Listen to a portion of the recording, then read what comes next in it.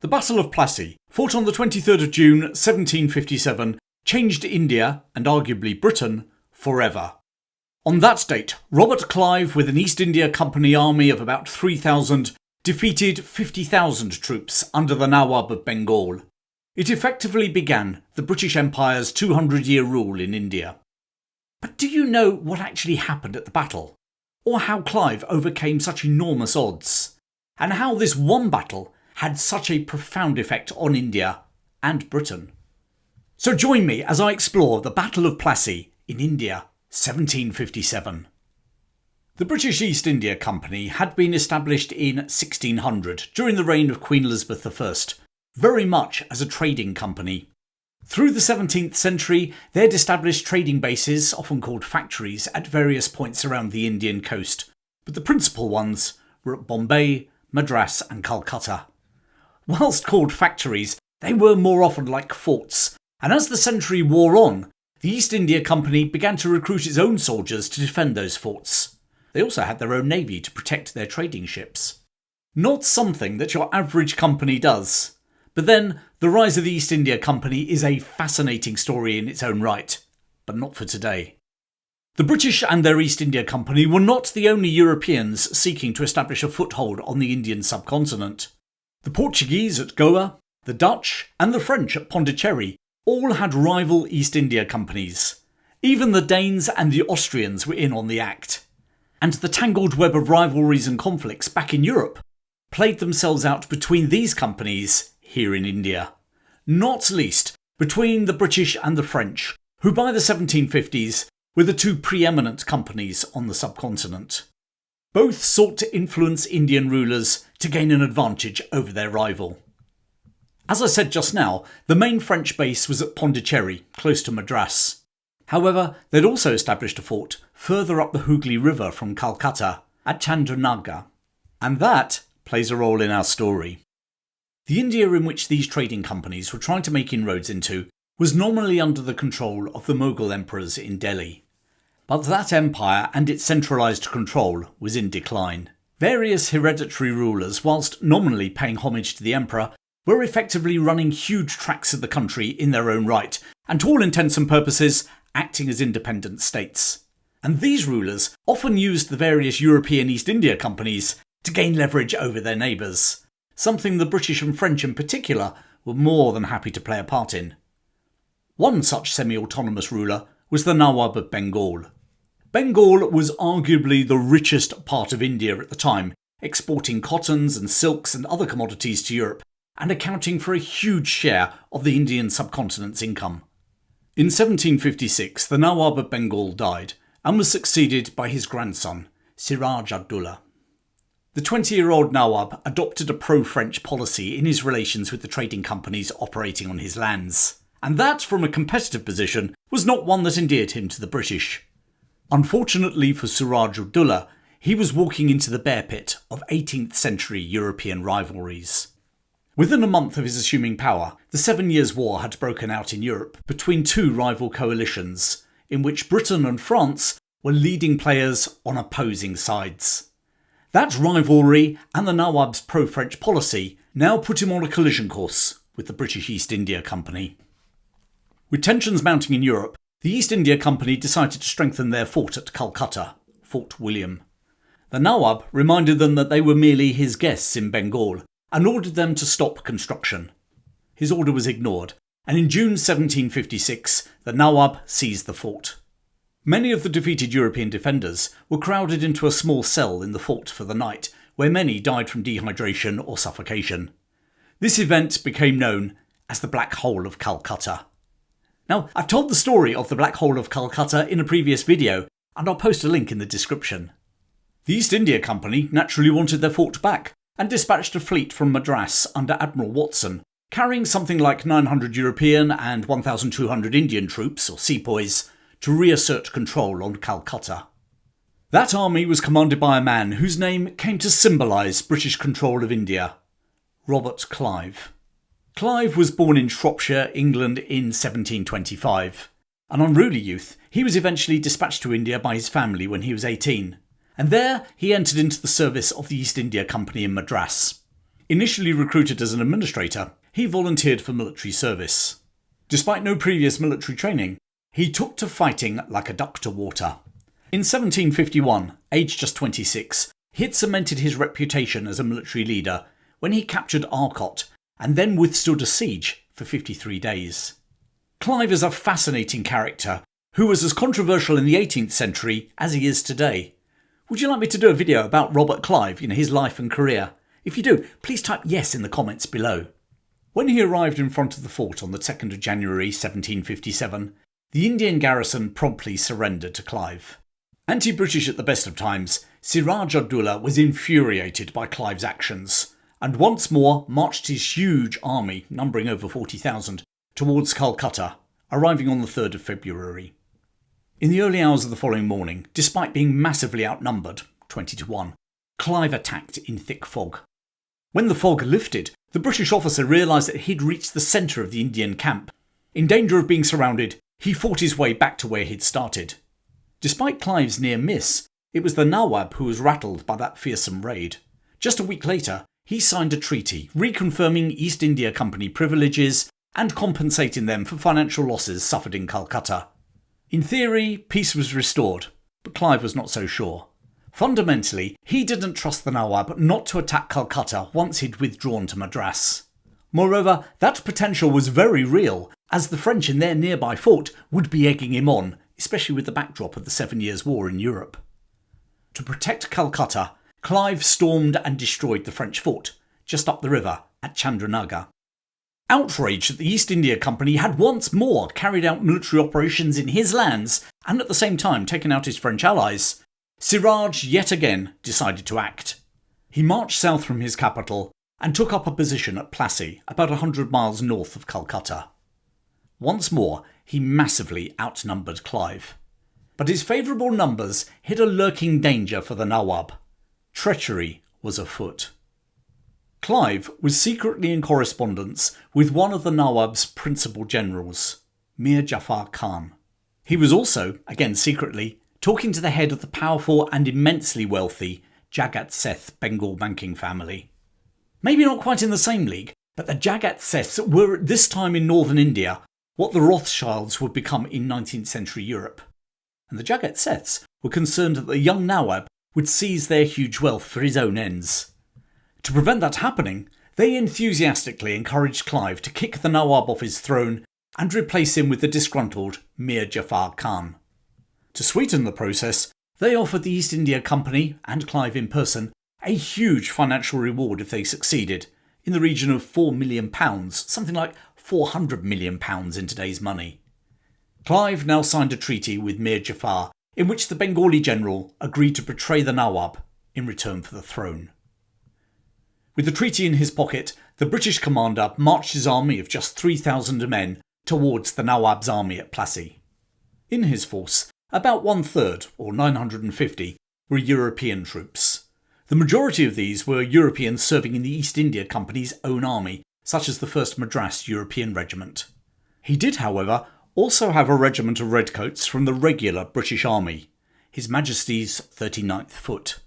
They were the very first British regular regiment to serve in India, and they were to adopt the motto, Primus in India, first in India. Later on in the 19th century, the 39th would become the Dorsetshire Regiment. Also present were a company of East India artillery, with about a dozen 6-pounders and howitzers. After the Indian Mutiny, all European units in the East India Company service were transferred to the regular British Army. This particular company from Clive's army in 1757 is now 9 Plassey Battery, Royal Artillery. I'm sure there'll be one of you who is ex-Royal Navy, so I better mention that there are also 60 sailors provided by Admiral Watson. The majority of his small army was made up of 2,100 Indian sepoys. The sepoys were armed with muskets and bayonets and drilled to European standards. Whilst the sepoys wore red tunics, the French sepoys wore blue, they wore Indian clothing on the bottom half of their body, and their footwear was either sandals or bare feet. Arriving at Katwa, which had been captured by Major Eyre Coote with a detachment from the British 39th Regiment of Foot, Clive paused. Since his departure from the relative safety of Calcutta, Robert Clive had heard nothing from Mir Jafar. Repeated letters to the general were either ignored or elicited non-committal responses. Was Clive being double-crossed? Was he walking into a deadly trap? That evening, 13th of June, he called a council of war with his senior commanders. Should they march on or hold their position? His senior commanders were for pausing. His younger ones, like Eyre Coote, wanted to advance. Clive, whose normal stance was swashbuckling and rather gung-ho, now opted for safety. But within a few days, that was all to change. Mir Jafar Khan finally got in touch to confirm that he was still very much on board with the plan to betray Siraj ud-Dowlah. Clive now changed his mind. They would advance after all. On the 22nd of June he crossed the Hooghly River and advanced on Plassey.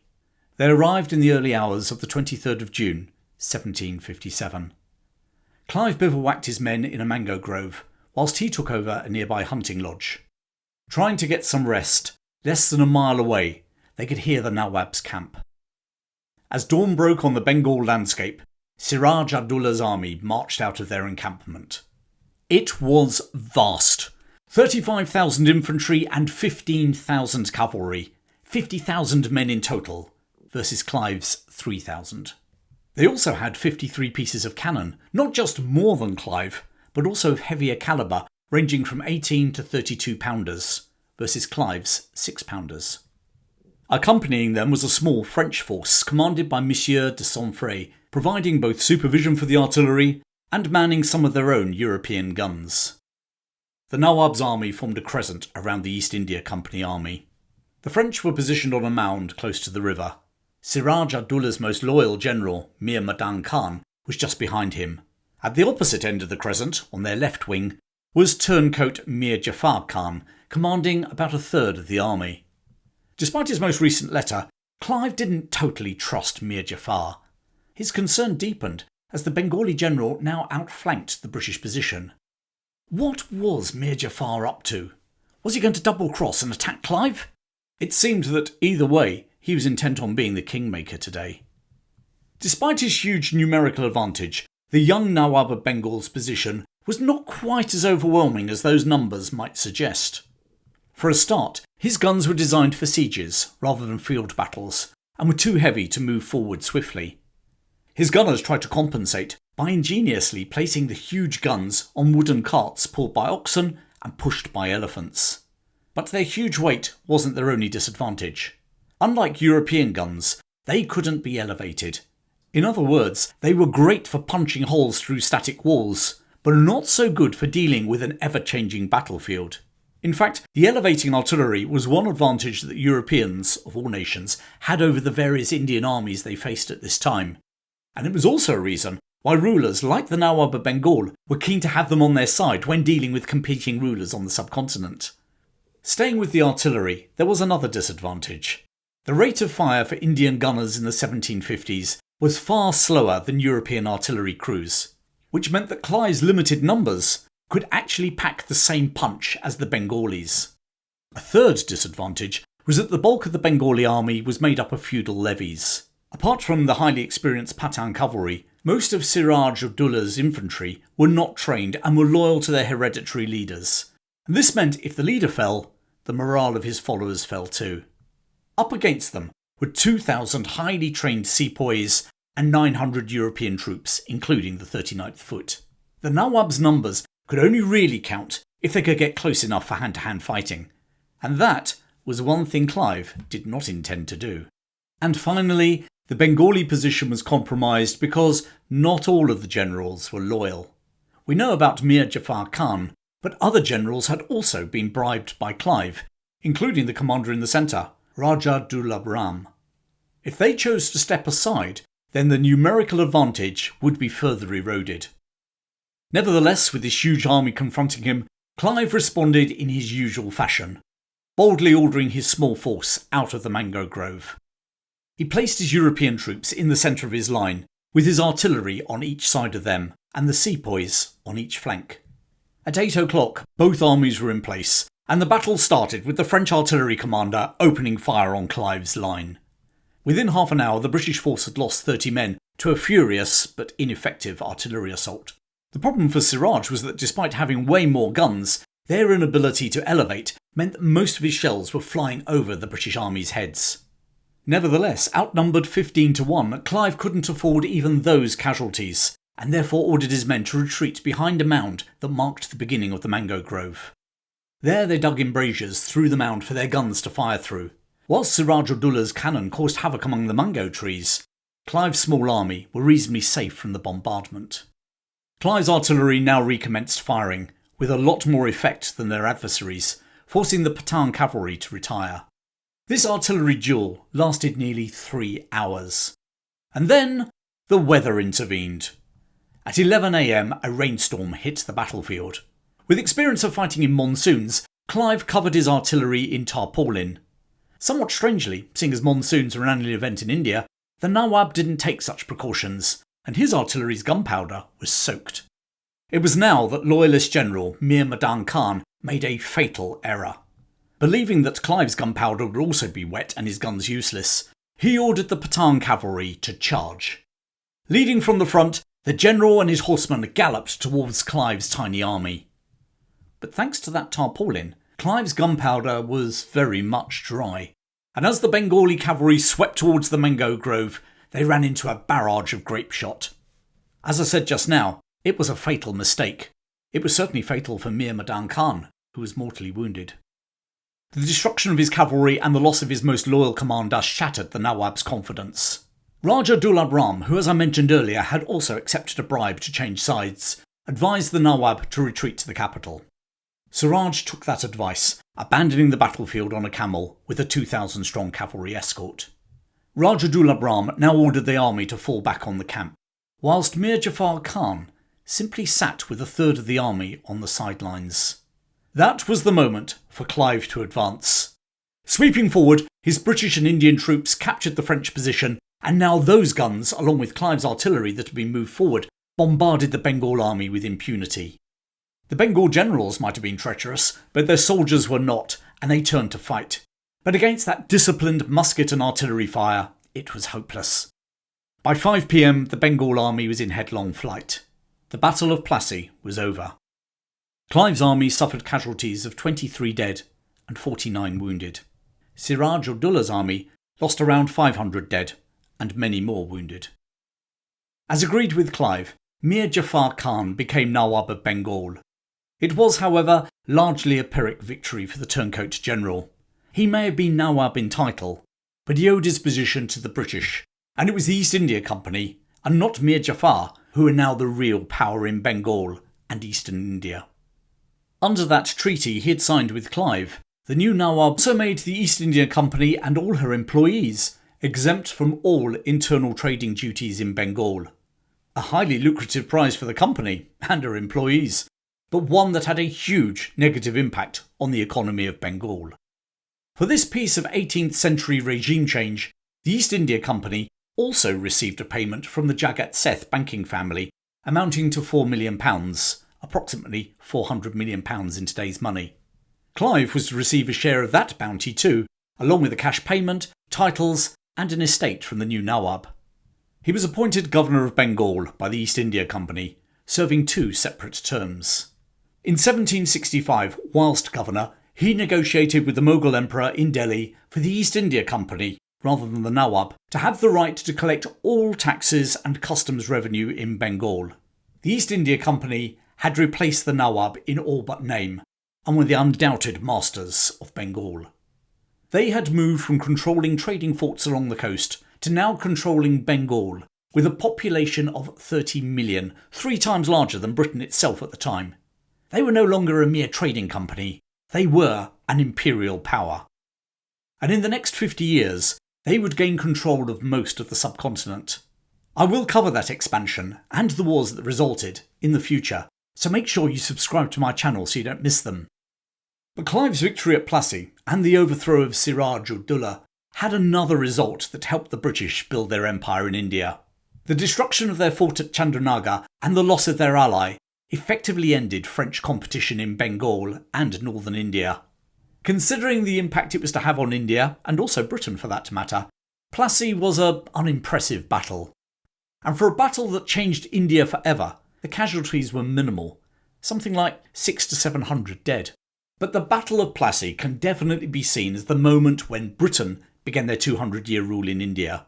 The East India Company had suddenly shifted from being a trading company to the imperial ruler of a territory the size of Britain itself. The Battle of Plassey, 23rd of June 1757, changed India and Britain forever. Well, I hope you enjoyed that story about Britain's long history with India. Please hit the like button, make a comment, and don't forget to subscribe so you don't miss future episodes. Now, why not watch my video on the Black Hole of Calcutta, or the one on how the Great Revolt of 1857 started? A link's appearing about now. Finally, a big thanks to Darren Marsh, David Watson and Beverly Henderson for your support. Details on how to support the show are in the description. Thanks for joining me today. Keep well, and I'll see you again very soon.